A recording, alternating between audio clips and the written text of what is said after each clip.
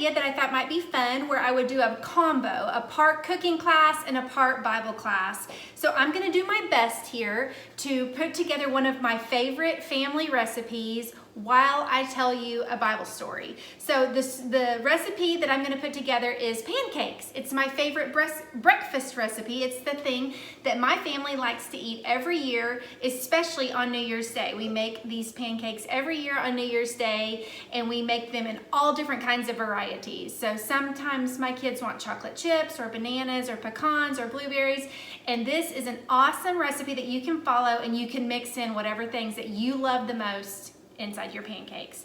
So I'm going to spend some time first telling you why I chose to make pancakes, because I could have made anything. This is my cooking show. I can do whatever I want, but I decided that I wanted to do a breakfast food, and that is because of what happens in our Bible story. So the Bible story takes place, we find it in the book of John, which is one of the Gospels. So we know that the Gospels are the first 4 books of the New Testament. We have spent a lot of time studying the Old Testament and reading these stories that are so important and so valuable, and they're all leading us to Jesus. And we know that we find Jesus, we meet him in the Gospels. Those first 4 books of the New Testament, Matthew, Mark, Luke, and John, are all about Jesus's life.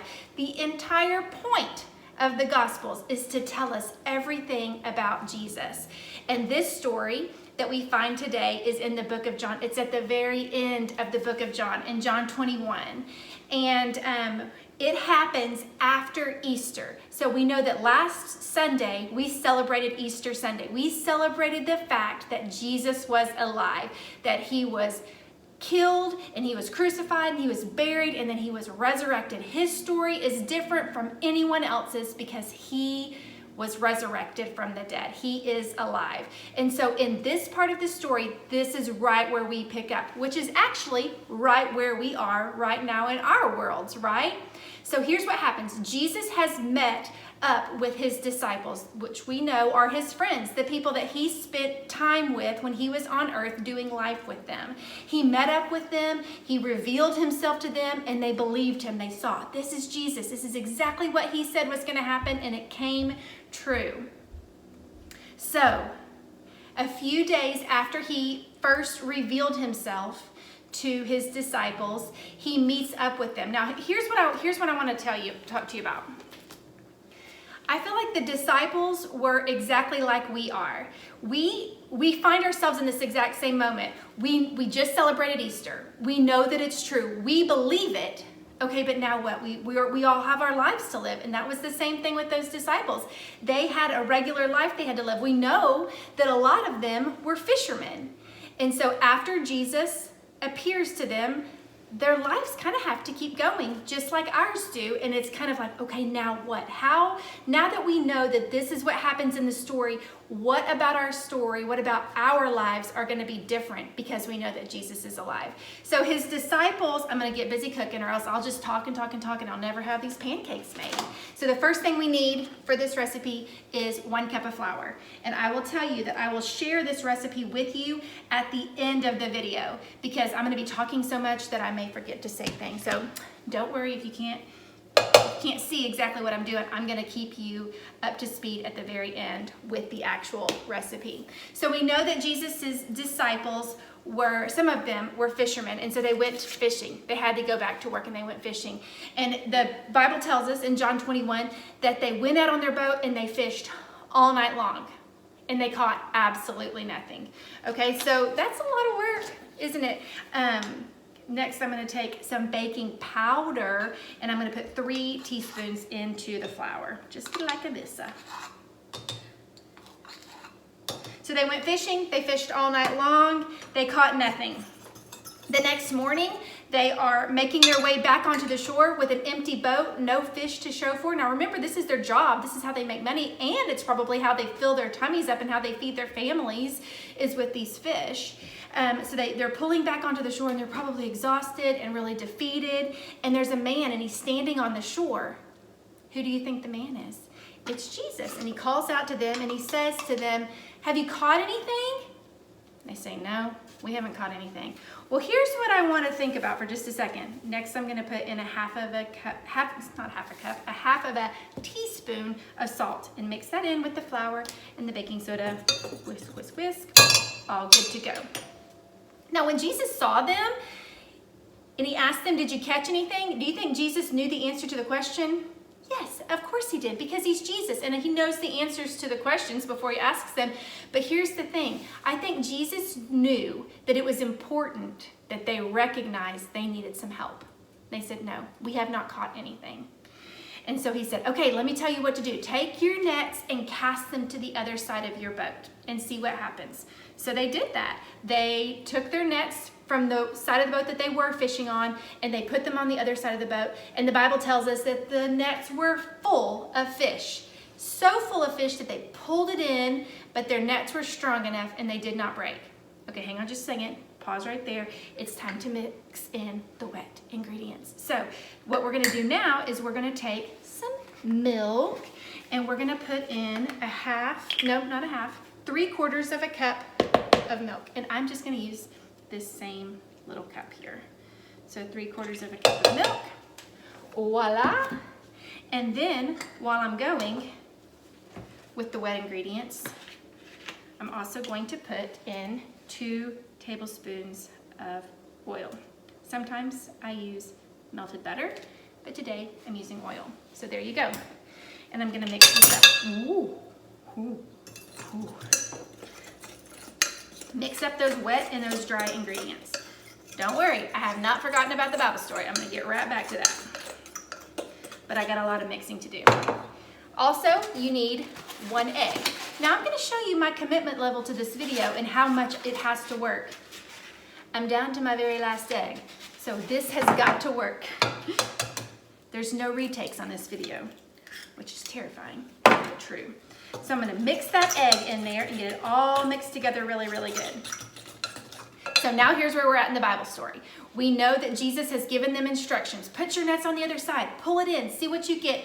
And they were amazed. They caught a ton of fish. Their nets were full of fish. They pull them in and they start making their way to the shore. Well, it's in this moment when they get right up to the shore that they actually realize who it is that they're talking to this whole time, which is kind of funny to me that they were willing to just take instruction from any man on the side of the Sea of Galilee, but it was Jesus. It was Jesus that was there. And here's what I love about him. He says, come on in here, guys. Let me make you breakfast. Ta-da! Which is why I thought it would be fun for us to make breakfast together today. So here's what I love about Jesus. I mean, I love a lot of things about Jesus, but here is what I love about Jesus. He loves food. We see all through the scripture that Jesus uses food for really important times. He knows that there's really great, valuable things that happen when we sit together and we share a meal. And he proves this to his disciples in this moment. Okay, pause right there. I can't forget. I have to check my recipe card every so often because I don't have it memorized. I do have the Bible story memorized, but not the recipe. So next I'm going to take some vanilla and I'm going to add in a teaspoon of vanilla. Smells so yummy. I'm gonna mix it all together. Now, once you've got this completely mixed together, this is your plain batter. And you can choose at this time if you wanna add in other things, if you wanna put in bananas, which is what I like, or chocolate chips or blueberries, whatever that you like the most inside your pancakes, you can decide to add that into the batter at this time. But you've got a good base here. You've got a good place to add to it. I'm gonna go ahead and get cooking because I wanna make sure that these are ready when I'm done teaching you this Bible story. So what I was saying was, one of the things that I love a whole lot about Jesus is that he loves food and he sees how important it is and valuable it is to us as humans. Now you gotta remember, these disciples had come in, they had been fishing all night long. They were exhausted, they were tired, I'm sure they were hungry, and they probably didn't know what they were gonna eat because they hadn't caught any fish. So Jesus immediately met their needs. He met their needs right where they were and said, come on, have a seat, sit down with me, and let's eat together. Now, he didn't just make them food and get up and walk away. He sat there with them and ate with them. And it was also in that same moment, in that conversation, that Jesus ended up having a pretty hard conversation with Peter. He asked Peter 3 different times, Peter, do you love me? And Peter, every single time, Peter said, yes, of course, Lord, you know I love you. Now remember, last week, before Easter, Peter did something to Jesus and he denied him how many times? He denied him 3 times. So Jesus asks him 3 times again, do you love me? And then he gives him some instructions about how I want you to take care of my sheep. I want you to feed my lambs. And I think that's exactly where we find ourselves in this story right now too. We're sitting in the okay, now what moment. Jesus has been risen from the dead. We have celebrated Easter. It was awesome. We believe it. We know that it's true. But now what? How am I going to take that I know and live it differently? So here's what I'd love for your family to do this week. Because this story in the Bible talks about breakfast, I think it'd be really fun if your family decided to have breakfast one night for dinner. Is that something that you ever do? Do you ever have breakfast for dinner? That's something that my family does every so often. And I'd love for you to think about what is your favorite breakfast foods, and maybe everybody in the family can help prepare that breakfast for dinner.